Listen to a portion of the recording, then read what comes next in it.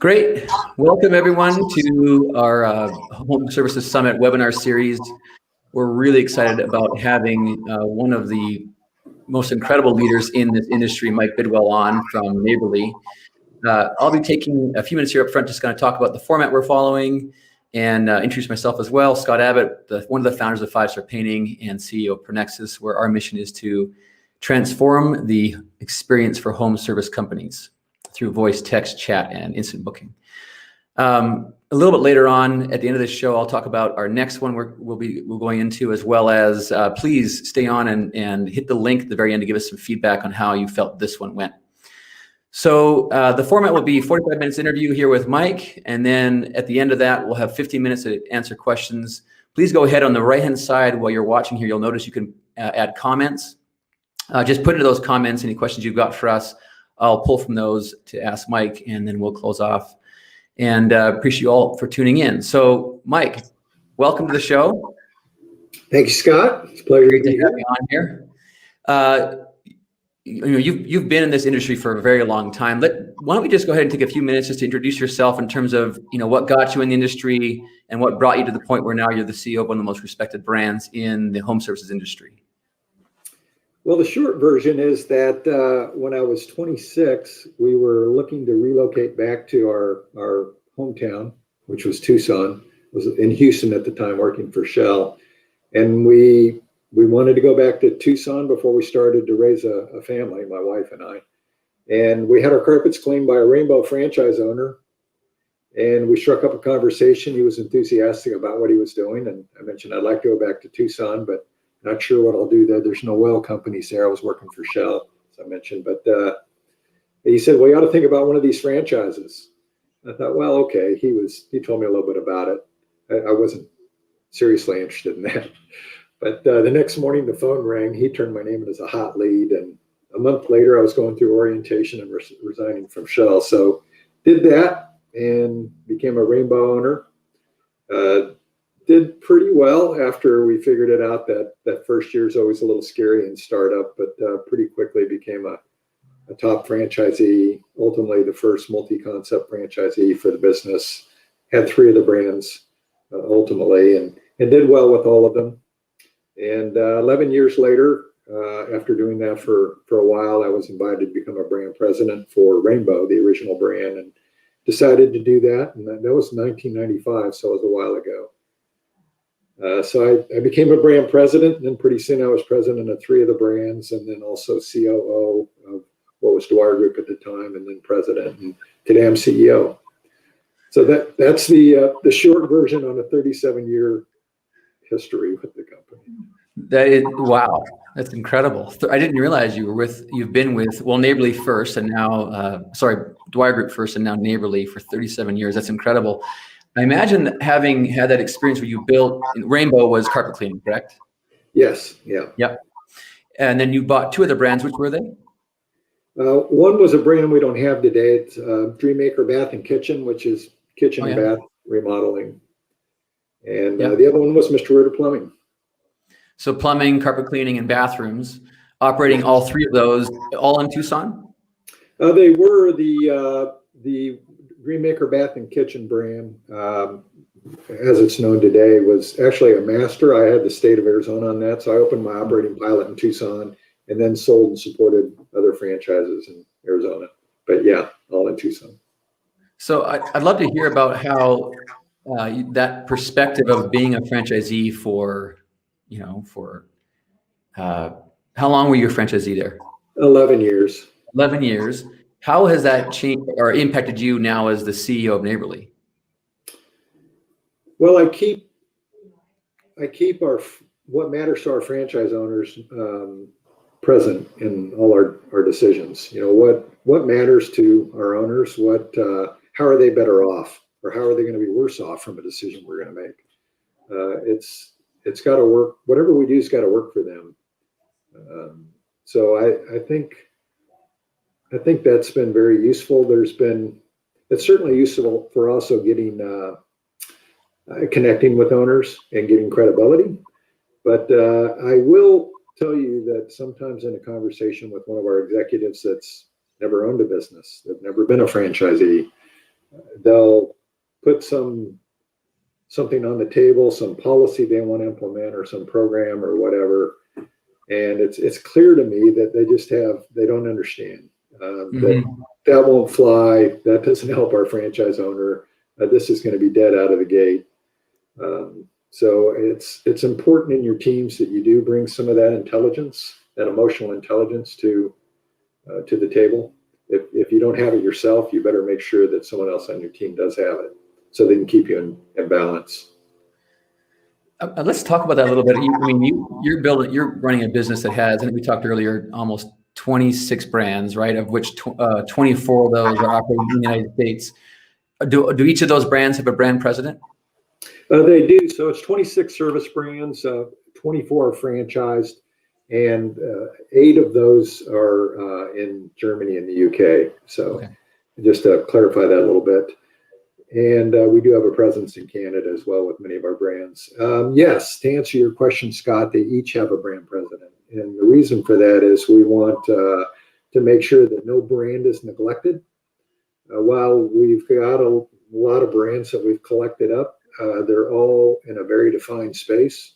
We learned some lessons early on in our history that we got burned a little bit by having some businesses that we probably had no business owning. And it cost us dearly, nearly really brought the company to its knees at one point in our history. And I learned from that lesson. So today, any business that we want to bring into the fold is going to be more similar than different from our other brands. When I look at the businesses we have, or I think about acquiring a business, I ask myself, why do we want to own this? Why should we own it? What value can we add in owning it? And why would it matter to the franchise owners? And if there were other people looking at the brands we have, will they say, I get it? Or, will they scratch their head and say, how do these fit together? But to give a little more clarity around that, our sandbox is repair, maintain, and enhance of homes and properties. So as we look for brands, that's what we're looking for. And there's some reasons for that. There's some things we want to do with the business. But also, if I think about our systems, how we add value to those brands if we acquire them, our talent, 70-80% of what goes on in each of those brands is the same from brand to brand versus different. What varies is the service or repair itself, but largely the activities are the same. They're all hiring service professionals and dispatching them into people's homes and properties to take care of some kind of need. Right. So yeah. When let's talk about that a little bit. As the CEO of I think I can say this. Are you the largest home services conglomerate in the world at this point? I think so. Yeah. Certainly nobody's got the breadth of brands that we have in the home services space. Could you speak to maybe in terms of size of revenue system-wide, or where are you guys at roughly in system-wide revenue? To give people an idea of what we're talking about. System-wide revenue, last year we finished at $2.5 billion, and it's 4,500 franchises. That's incredible. Over $2 billion in system-wide revenue. Wow, you have to be proud of that. Maybe just for our listeners, Mike, when you became the president of Dwyer Group, what was it at for system-wide revenue back then? Well, I've been president actually for a very long time. I've been CEO for 7 years. Okay. So in the last 7 years, we've tripled the size of the business. Tripled it. So you're around $800 million in system-wide revenue. Now you're at $2.5 billion, 4,300 franchisees. It's a global organization, as you mentioned. You're in Germany, the UK. Are you in Australia as well? We have a master licensee there for Mr. Electric. Yeah. So maybe help us get a feel for. You've got all these brand presidents running these companies. What's your day-to-day look like? What do you spend? How do you add the most value to your organization today? Well, it's a lot of it's been M&A, and it just reminded me I didn't fully answer your question about the brand presidents. The answer was yes, we do have them, but the reason for that is we want them fully focused on their brand, not just the hot brand. So each brand president owns the service offering for each brand. They own the customer experience. They own the franchisee experience, their well-being, their growth, that same-store sales, the franchise owner satisfaction. And then we support all those brand presidents with many back office functions and I would say shared services to bring some things that they couldn't normally afford on their own as an independent brand. So my day-to-day activity, though, Scott, to get back to that question, a lot of it has to do with M&A. Clearly, we've been pretty busy on that front. You might have noticed we did a record 5 acquisitions last year, which was a very interesting year to do that during a pandemic. I'm focused on more longer-term things these days than I used to be. Things that are 3 years out in the business. And then lots of communication. There's lots of communication with staff, associate communication and relations. There's investor communication relations, board communications, franchise business owner communications and relations. But just lots of relations, Scott. Yeah. Maybe, and I'd like to talk about 2 things you just mentioned there. One being, what's it like to be owned by a private equity company? But I also would want to talk a little bit about for brands who maybe are looking to be acquired by Neighborly, that experience, what that's like. And in my experience, I sold out and I did not move on with the company. And you guys have done amazing things with 5 Star Painting. But I think in some cases you've had brands where the founder stayed on and has remained as a brand president.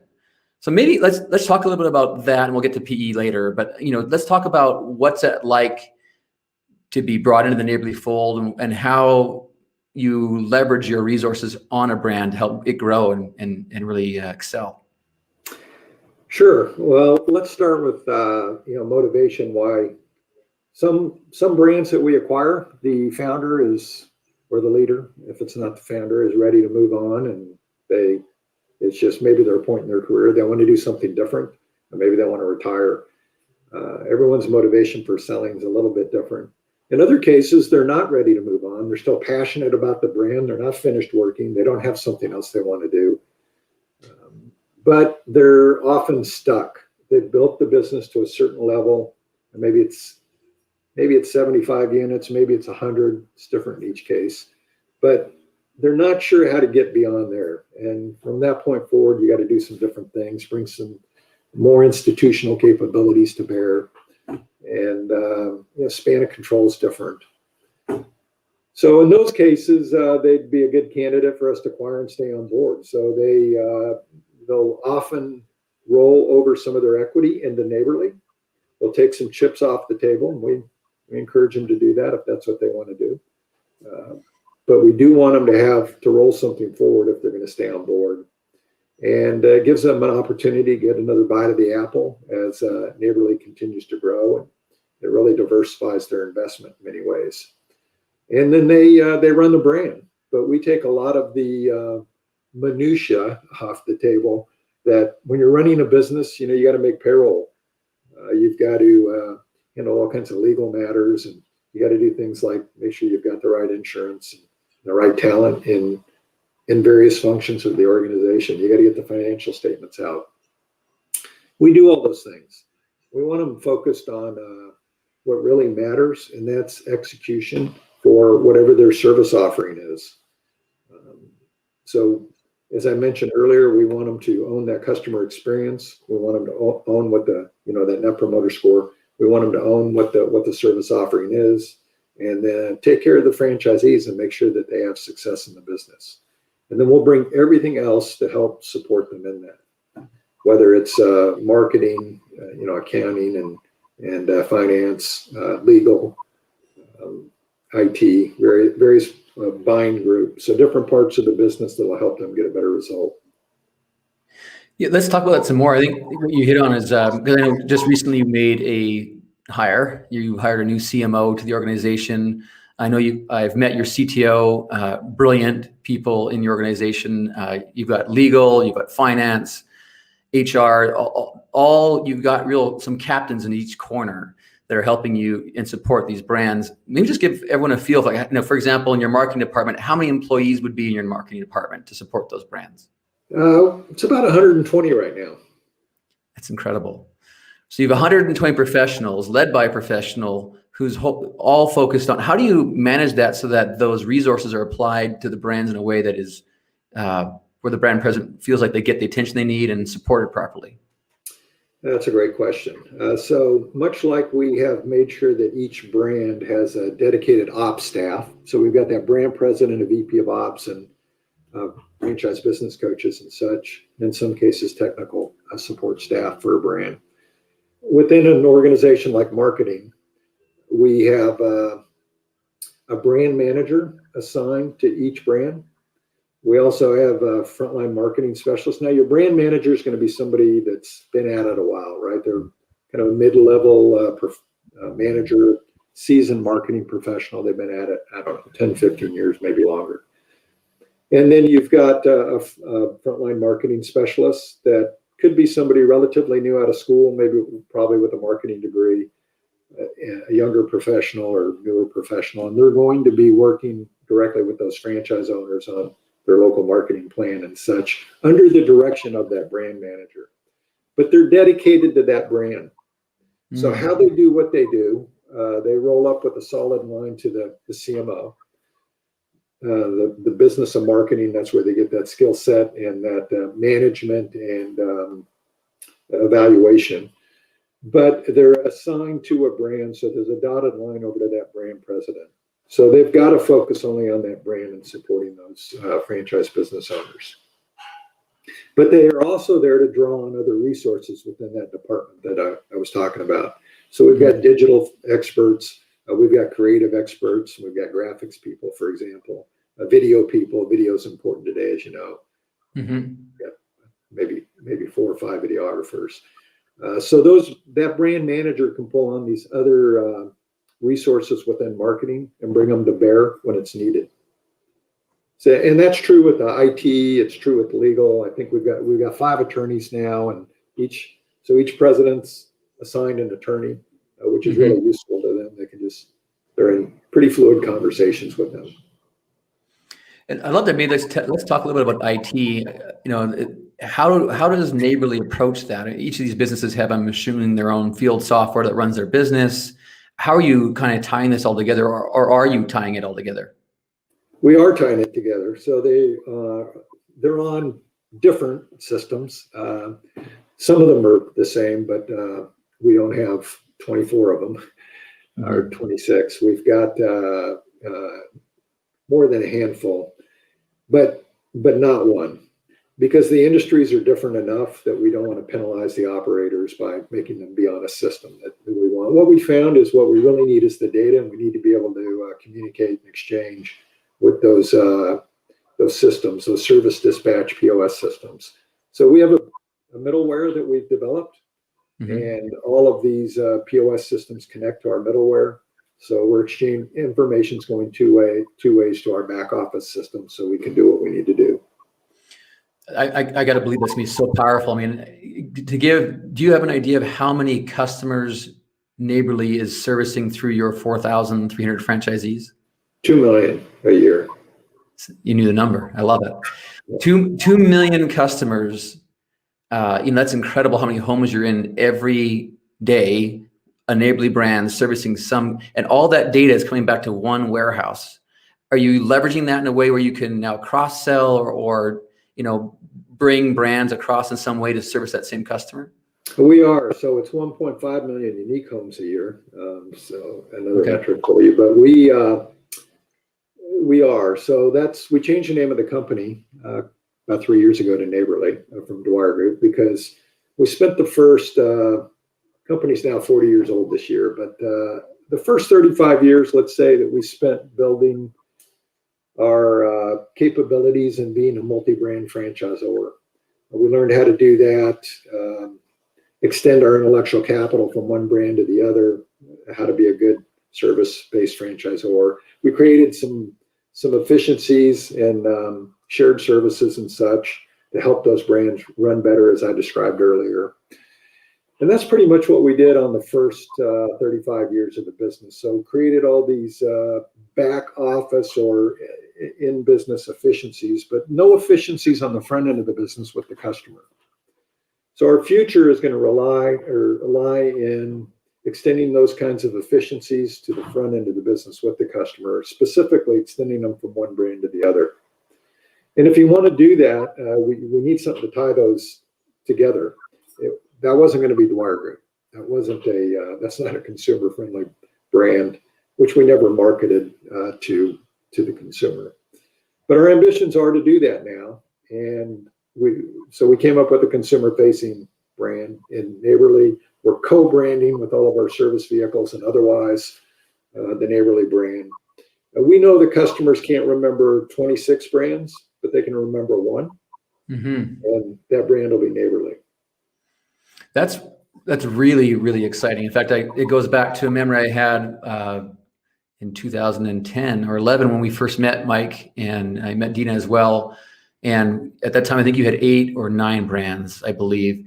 And we were, entering conversations. And I remember thinking the power that could be made if you could connect the customers across those brands. And Dina said to me, well, we're working on that. It's something that's part of our vision, but we're not there yet. But we do have these magnets where at the end of a job, you could put a magnet on a fridge and have the different brands that could be serviced. And I thought, wow, what could happen if that came to fruition? And 1.5 million unique homes. And now you're talking about branding. Are we talking about every franchisee of all Neighborly brands will have the Neighborly brand on their vehicle, their decaling, or is it through everything, their uniform? Is it just part of everything you're doing now? That's the current trade dress and vehicle wraps and such. Yes, that's everything. Imagine that the millions of impressions you'd have just off of all those vans driving around with the logo on there. Have you starting to see that happen? Or are you aware of how customers are now referring to the franchisee's business as a Neighborly business? Well, we're trying to figure that out. So what we're doing is we're following up with the customers after how we get a job today is through our franchise owners, local marketing dollars, executing out there, grinding it out every day, and performing great service. Our average NPS score across our brands is very high. It hovers around 78, 79. So we are a premium provider with what we do. We exceed customers' expectations by design. And so when that happens, we make them aware of Neighborly when we're in the home, and we certainly do it with all of our follow-up marketing and expose them. So virtually all that work coming in is the way we've always gotten it. We are starting to get some traction, and we do track now because of the data that we do have that we talked about earlier. How many people have done business with one brand and now they're doing business with another brand, and how's that multi-brand customer count moving up as a percent of our overall business? And we're making some material progress there. So that connectivity is happening. Ultimately, we want people to think of Neighborly when they need something done in the home. And Neighborly may be the brand that they seek out first. And we think that will happen someday. People go to Amazon today to find the products and brands that they love and want. They go there because it's frictionless. They go there because it's easy. They go there because they're probably going to have it, and they trust it. They know it's going to show up. And that's what we want for Neighborly. We want them to think, maybe they had a good experience with one of our brands, but we want them to ultimately think, I bet Neighborly's offers that service. I had a great experience last time. I trust them. I'm just going to search Neighborly.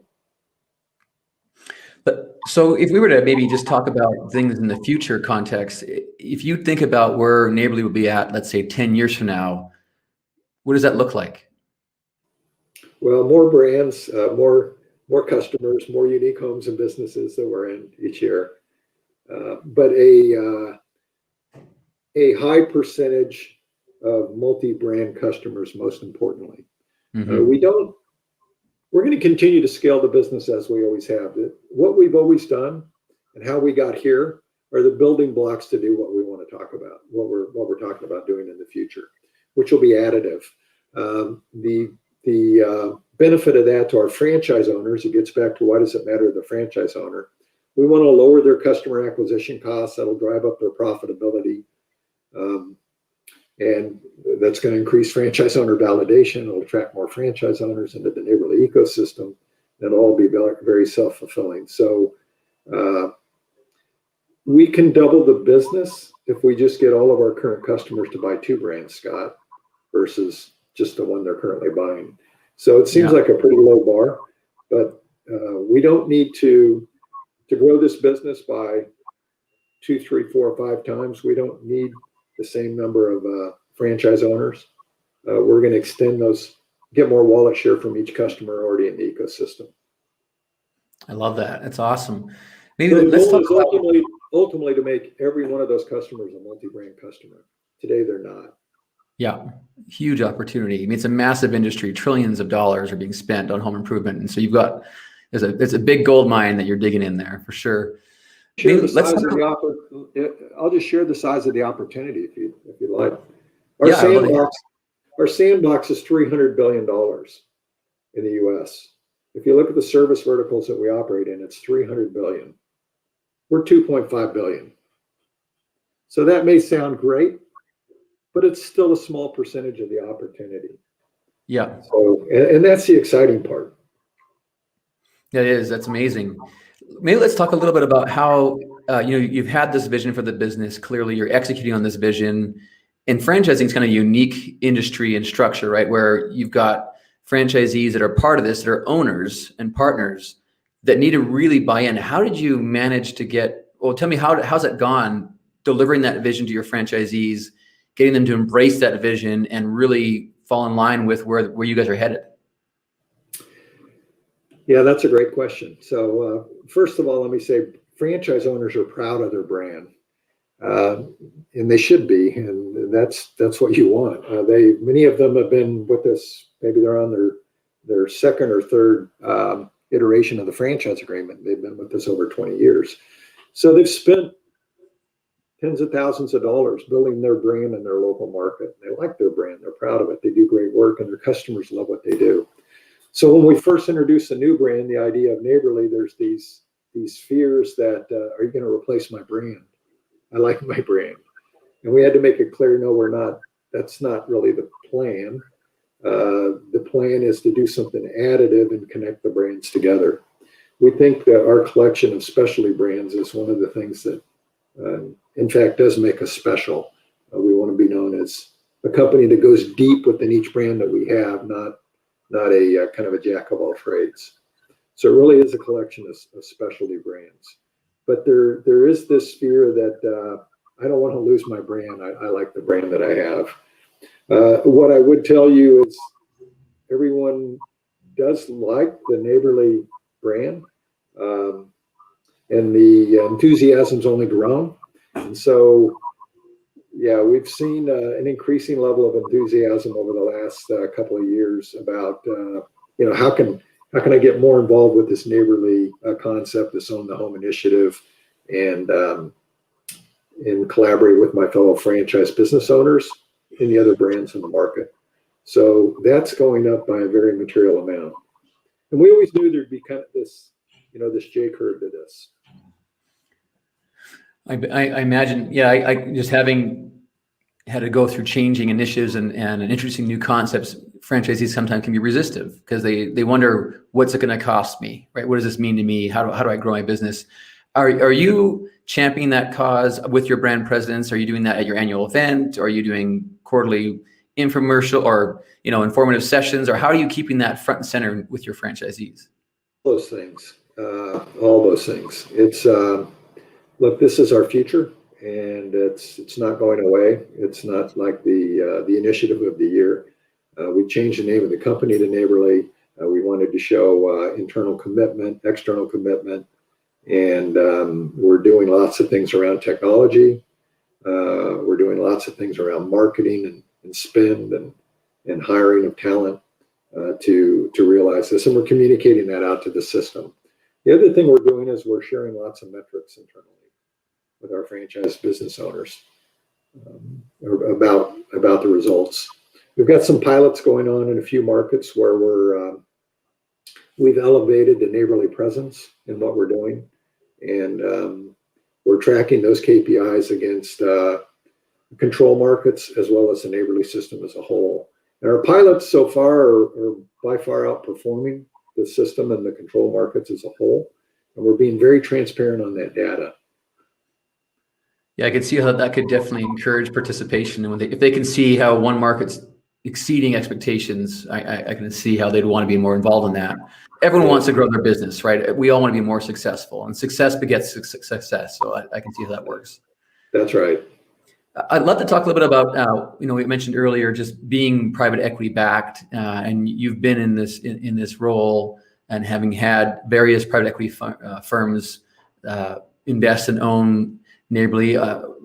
When Dwyer Group was around, at one point you guys were actually publicly traded as well, and then came private. Could you just kind of speak to your experience around, having been a publicly traded company, going back to private, changing of private equity firms? What does that look like? How do you manage that? Would you recommend it? Yeah, well, let me say when we were public, it was a very long time ago, and we probably had no business being public. The company was much smaller at the time, and it was really a penny stock. But we were taken private by Riverside, and that was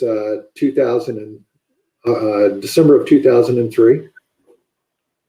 And that was much better to be private. I really like private equity. Today we're on our fourth iteration. So Riverside's owned us twice, and we've had two other PE sponsors. Currently Harvest Partners is our current PE sponsor.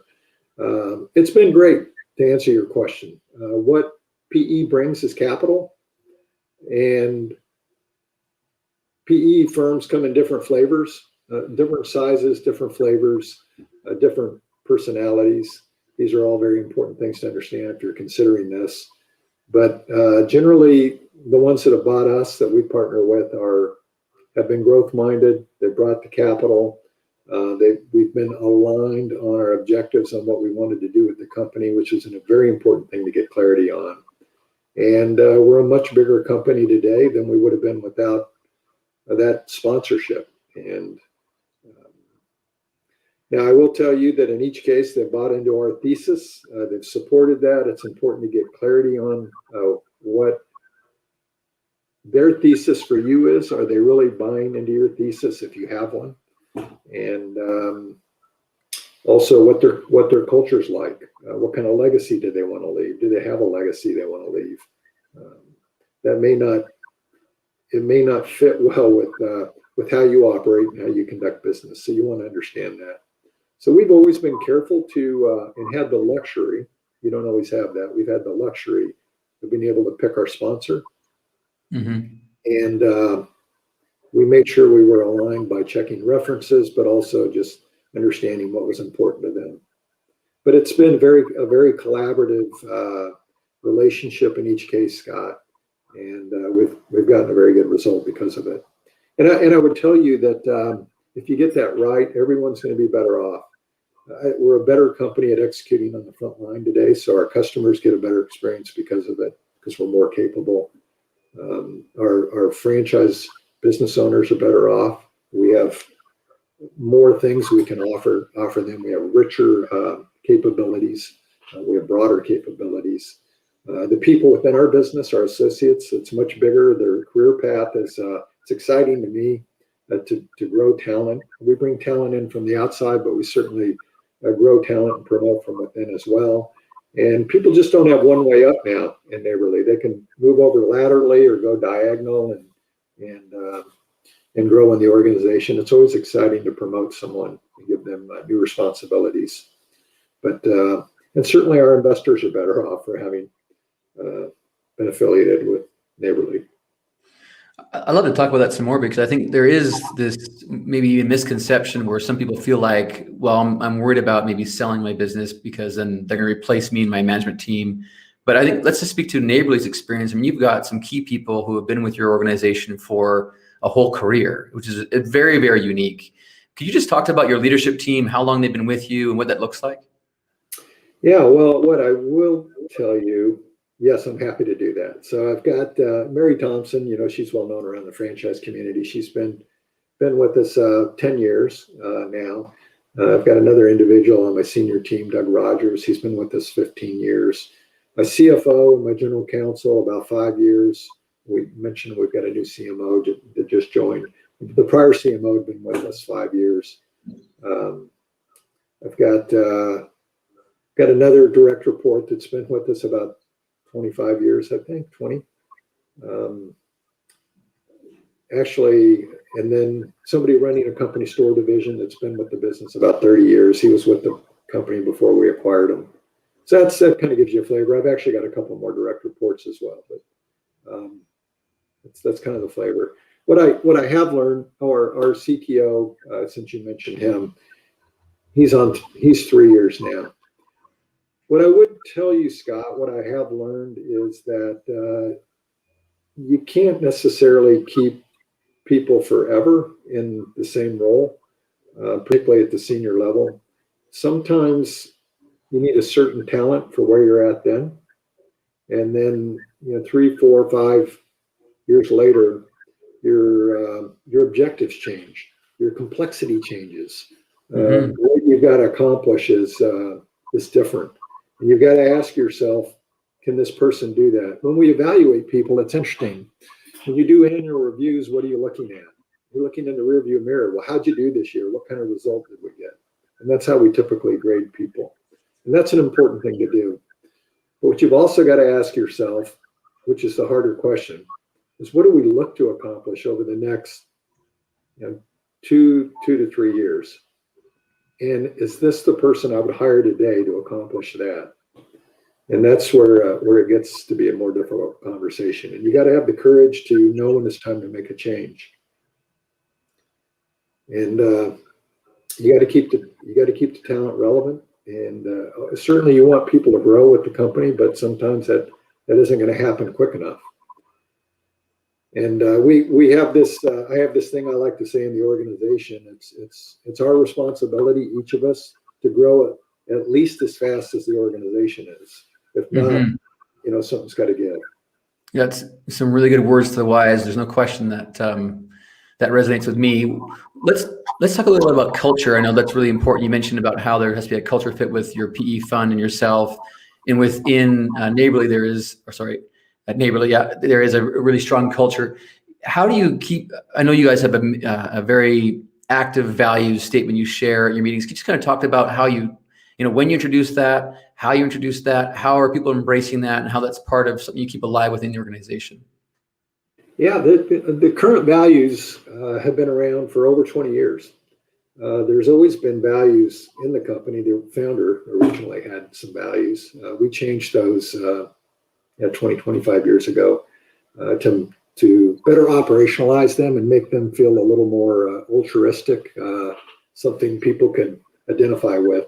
I think that first set of values maybe made sense at the time, but they were a little more perhaps self-serving if you wanted to be a little bit critical about them.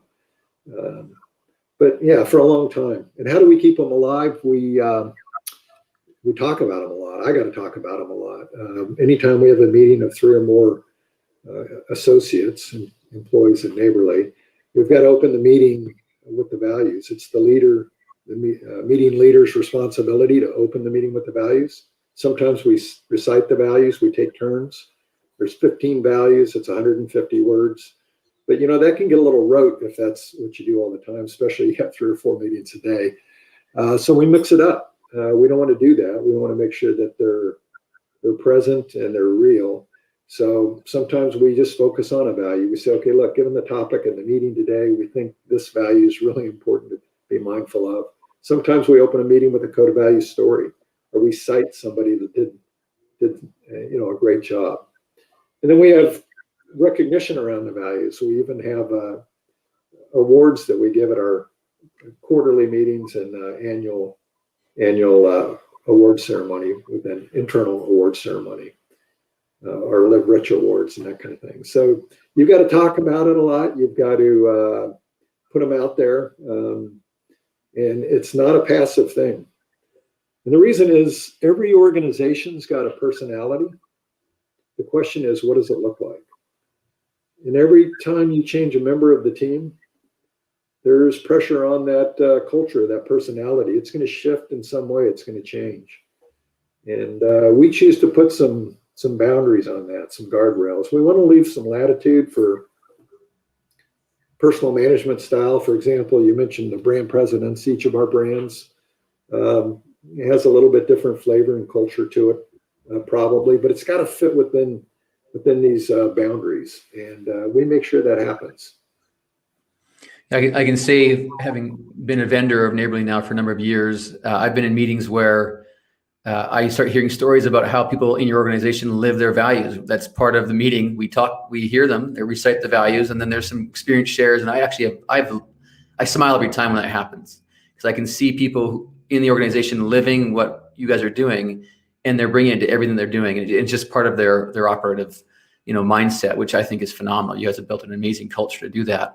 And I love how you've talked to how bringing in new companies, they have to be absorbed into that and add value to that in some way, and keeping that alive is, I think, critical.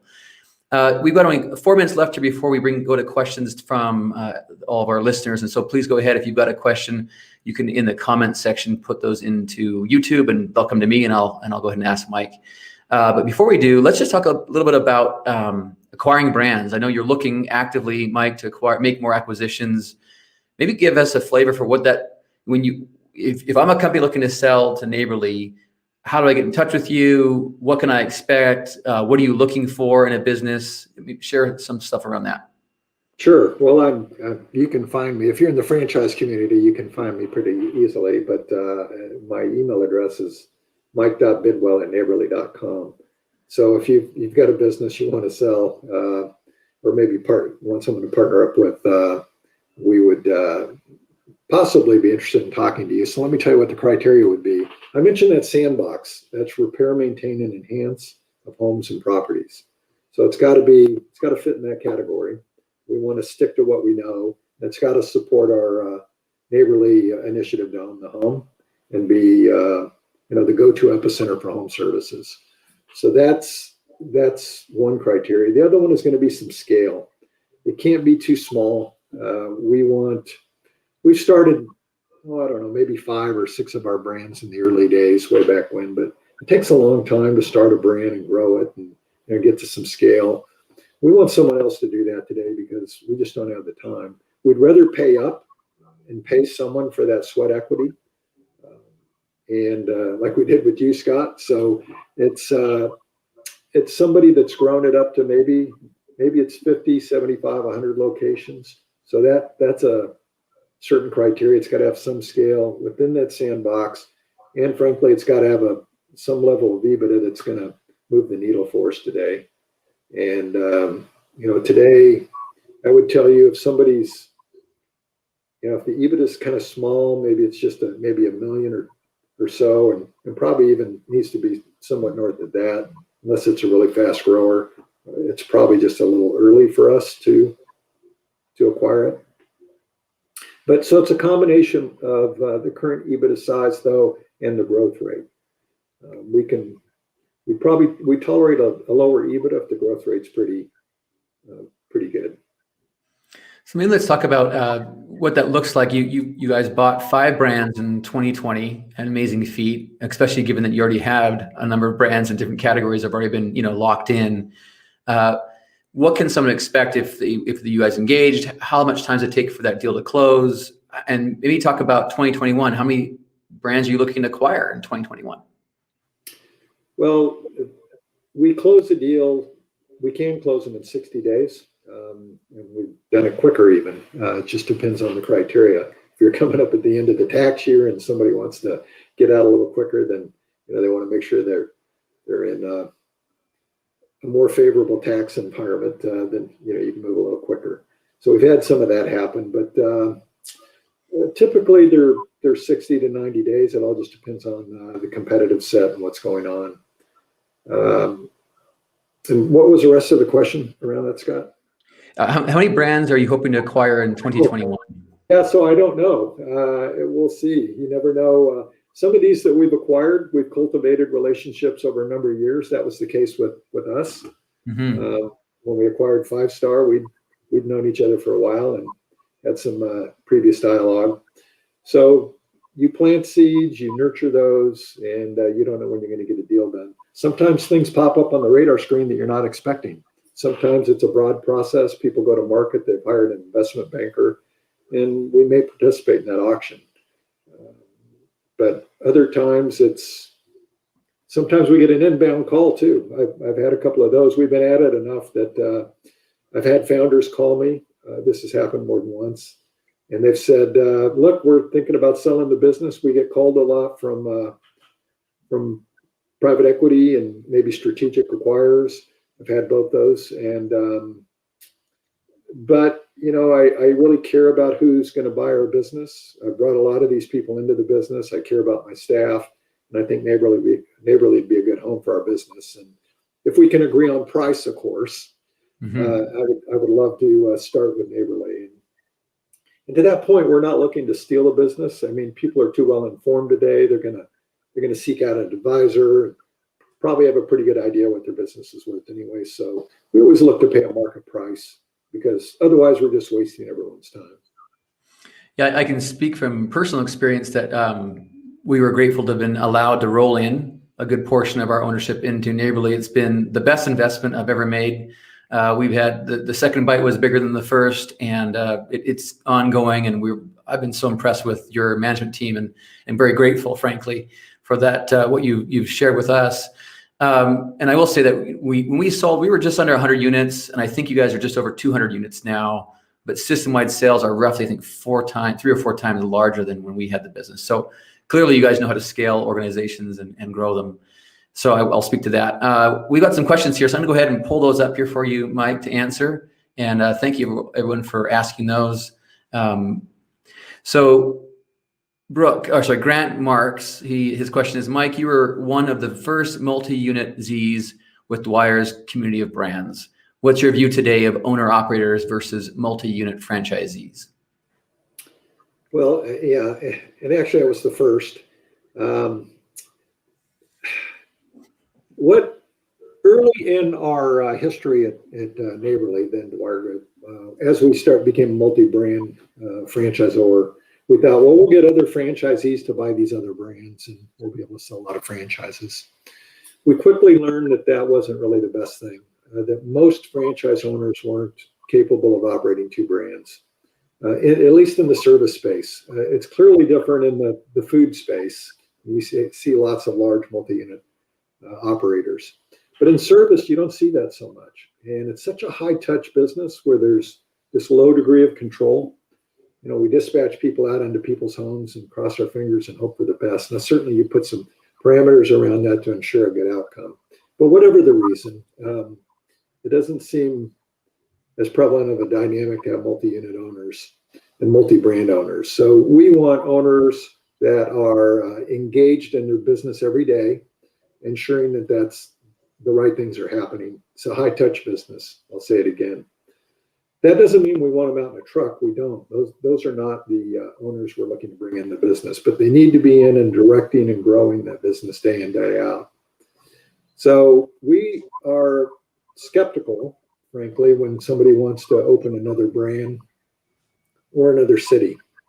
That said, we've got a lot of mature franchisees, and you do get people that bubble up to the top. So it's probably 7-8% of our owners are either multi-brand or multi-location, and we just want to make sure that they're big enough.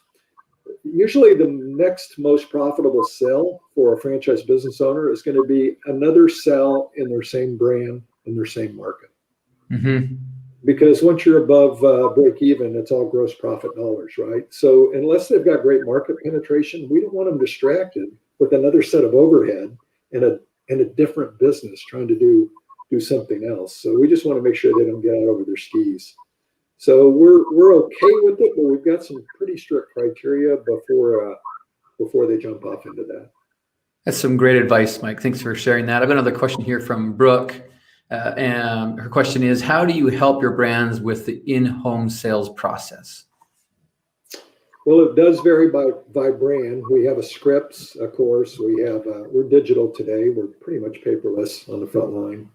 And so they've got things on their tablets that sales presentations to help them, depending on the brand, the type of service, how to execute. And then certainly just lots of training, following the system. Awesome. I got another follow-on question from Brooke. Her question is, what home service category do you think has the greatest opportunity? Well, our biggest brand is Mr. Ritter Plumbing. And I can tell you they're all really busy in Texas right now, as you might imagine. Lots of broken pipes and broken tankless water heaters. But our restoration business is a huge business. That category's got lots of opportunity. The HVAC business does. Many of our grounds care business that's a big industry. Many of them. We've got quite a number of our brands that could be much bigger than they are today. So yeah, I'll leave it at that. Some of them are never going to be as big as Mr. Ritter. We know that. So that's just an indication of the type of business, how often you need that service, and how big is that service when you do need it. Thanks. And thank you, Brooke, for that question. I got another question from Matt. Matt, good to see you again. Matt Kelton, his question is, what are the top reasons your Zs underperform, and what steps do you take to ramp up their business? Yeah, great question. Well, we certainly want to bring the right resources for them to perform well in the way of a business coach, a frontline marketing specialist, and all the various sundry tools to enable them to do well. But we monitor their growth compared to the system average and the median and the mean. So we look at that. We look at their per capita sales as a big metric for us. So we weigh that against time in business. What's a reasonable result over given the time that they've been at this? What's their current rate of growth? So those are things, and then we put some subtle pressure on them if they're underperforming, and we just first of all we expose it. And by the way, that Net Promoter Score is an important one to us. That's the other thing. We could be getting good sales, but if the customer experience isn't good, how sustainable is it? We don't want to disparage the brand, so we'll have a conversation around that too. But if they're not getting a good result, we'll ask them a tough question about, do you want to continue to do this? And why don't we try and put your business up for sale? We have a resale department in Neighborly, and the people in resale are only dedicated to resell. They can't sell new franchises. So if we've helped them into business, we want to help them out. If it's not a good fit and you're not getting a good result, we've got a certain expectation for the areas. We sell pretty much exclusive areas. And we need to get a certain result out of that area. Now, there's a certain, I don't want to sound too draconian with that because there's probably a lot of tolerance, and maybe we're too easy in some respects. But we are having the conversation, and would encourage people to sell, and we can get a new owner in there that's going to make a difference. And usually that's what happens when you put a new owner in there. You get a better result. Maybe I'll just bring this up because when we were backstage, we were talking, you mentioned, was it how many 350 brand new franchisees you sold in 2020? Is that right, Mike? Close, yeah, that's right. So, which is incredible. How often, if you've got, how many franchisees do you have now? Is it over 4,000? 4,500. 4,500 franchisees amongst all the Neighborly brands. How often are you doing resales? You have a department clearly, but are you selling 50 resales a year? And is that helping get people out of the business to find a new owner, or maybe they're retiring? What does that look like? And we've got, maybe 3,500 unique franchise owners, 38, I think it is. But some of those are multi-city, as I mentioned before, multi-brand. So just to clarify that. So they really are two different businesses. How many are we reselling a year? Was that the question? Yeah. I don't have that top of mind. I think it's probably about 100 maybe 150, Scott. I think that's, okay. Yeah, it's impressive. But what I do love about and how you're speaking to that is that, and you made note of this, is you got them into the business, and so you also will help them get out in a positive manner. It allows them to capitalize on what they've built and move on to something else if they so desire. So I think that's a really good point. We actually have a compliment here from Chelsea. I'll pull up with regards to her experience with one of your brands. She said, "I currently have Mr. Electric in my home. helping us with some issues we found. They've been super responsive, communicative, knowledgeable, and so helpful. Neighborly to the rescue. So, Chelsea, that's awesome. You're having a neighborly brand experience as we speak. I'll pull up one last question here, and then we'll wrap up unless anyone else has another question for us. Dante, at the very beginning, he asked us, where can we get a complete list of brands? I have a list of 16. So where are you marketing all your brands? You can go to neighborly.com and you can find all the brands there. And once again, if you want to get in touch with Mike, Mike, what was your email address if someone wanted to contact you? .com. Okay, great. Awesome. This has been great, Mike. Thank you so much for joining us. I'll remind all of our listeners that we have our next event on the first Thursday of the month next month. We'll have Patrick Petroni coming on to talk about how he recently sold USA Installation to Riverside, actually a group that you work with, Mike, for a good period of time. And please give us your feedback. There'll be a survey sent out to all of you who have attended, and appreciate your comments and questions. And Mike, thanks again for joining us. My pleasure. All the best.